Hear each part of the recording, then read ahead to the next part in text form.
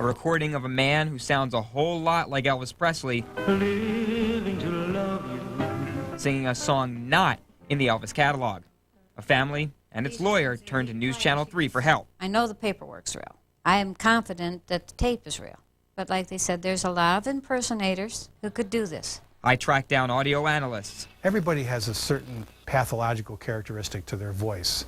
And music experts. It's a very significant find if it is indeed the real deal. Searching for answers. Is this the lost recording of Elvis Presley? Find out tonight in a two-part special report at 5 and 11. Until then, I'm Mike Chesney, News Channel. This is the story of a king. The king.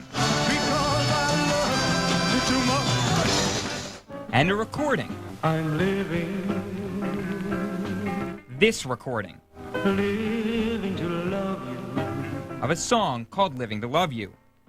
And according to Battle Creek attorney Violet Hinton, that's Elvis Presley singing.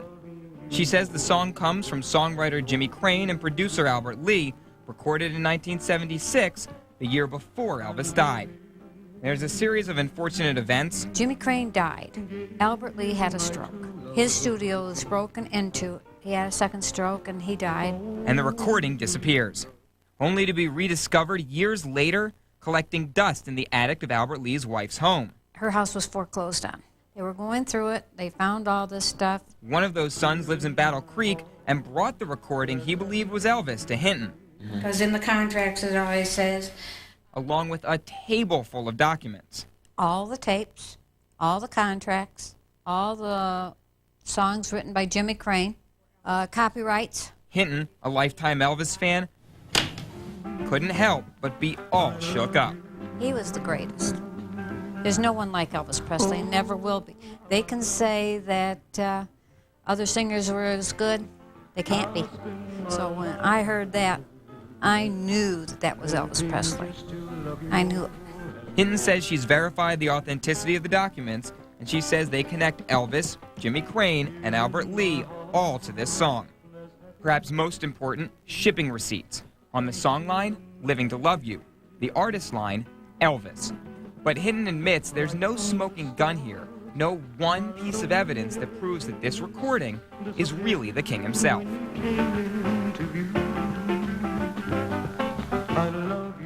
It's a case she brings to News Channel 3. I tracked down forensic audio expert Ed Primo and noted music journalist Gary Graff to help solve the mystery.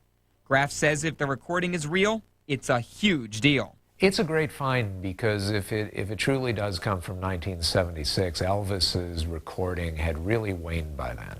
He was not an active recording artist at that time, much to the consternation of his record company of RCA. A person's voice is very characteristic. Primo has done forensic audio-visual analysis work on dozens of legal cases. He says the best scenario would be having Elvis sing the song today and matching to that. Obviously, not an option. We go back to that same era and we pull a piece of music. I'll remember you. We find similar phrasing vocally in the music and call that our exemplar, and we compare that to the sample that we want to know if this is indeed Elvis or not. Files in, programs running, and then I've got to take one of this. Ears ready. Living to love you. Of course, that now takes us into the investigation phase. We sat down with Primo for hours, dissecting the recording, comparing it to known Elvis songs. Tonight at 11, we'll take you step by step through that process and ultimately to the answer. Is this Elvis? I'm Mike Chesney. News showed you where the recording came from, its past, its journey. Now we take you through the step-by-step process to prove if this really is Elvis. Working for the man every night and day. Elvis Presley, 1 minute of sleeping. the king, the singer of hits like Love Me Tender and Heartbreak Hotel, I'm living. and maybe also of this recording, Living to love you. titled Living to Love You, never released. Documents tie it back to 1976 and songwriter Jimmy Crane and producer Albert Lee. When both men died, the recording disappears into an attic and is only recently rediscovered and brought to Battle Creek attorney Violet Hinton. Even though it's not the best tape, I knew it was Elvis Presley. But now she needs to prove it. And News Channel 3 steps in to help solve the mystery. I tracked down forensic audio expert Ed Primo Critical listening is probably one of the most important parts of voice identification. and respected music journalist Gary Graff. A complete, previously unreleased song by Elvis is a grail. Maybe not a holy grail, but it's still definitely, it's a significant find. Primo explains how he's going to determine if the recording is actually of Elvis. So what we do is we go back to that same era and we pull a piece of music. We find similar phrasing vocally in the music and call that our exemplar, and we compare that to the sample that we want to know if this is indeed Elvis or not. And then he listens. I'll spend my lifetime. And listens. For now, my love, And listens. I'll remember you. To Living to Love You. To What Now, My Love, and I'll Remember You off of Aloha from Hawaii. He analyzes the audio spectrum, watches the waveforms bounce, and eventually, the veteran witness from dozens of court cases delivers his verdict. Putting you under oath, is that Elvis? What would you say? Yes, it's Elvis Presley. There's no doubt in my mind. Tonality, vibrato, phrasing, the spectrum, all a match. But we take it one note further. Check out the audio from a known Elvis song and our suspected Elvis song. You can see how closely they match. Put that up against an Elvis impersonator and another performer, we use Neil Diamond, you can clearly see they don't match. There's no two Elvis Presleys on this planet, and we heard so many nuances that were similar in the impersonator and in Elvis, but at the end of the day, it's different. Ed Primo is one of the leaders in his field. His word carries a substantial amount of weight. Enough weight for Graff to also believe this is Elvis.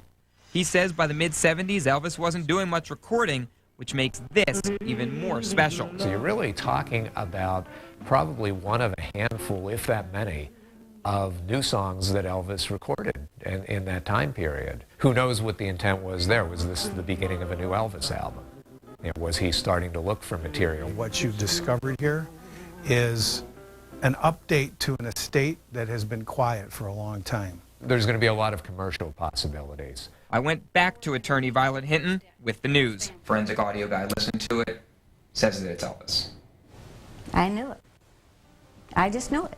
I knew the first time I heard it, it was really Elvis. She hopes this starts the ball rolling for her clients, producer Albert Lee's family. I'm hoping that this gets enough notoriety that the people I've been trying to reach, well, actually, I'll be able to get through to now. And eventually make it so other Elvis fans worldwide can enjoy the King's newest song too. I'll spend my lifetime living just to love you more and more.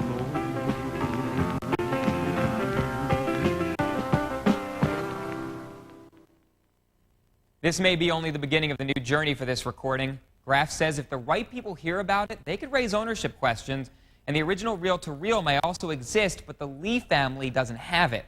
We reached out to Graceland and Sony Music Entertainment about this story, but we did not get a response.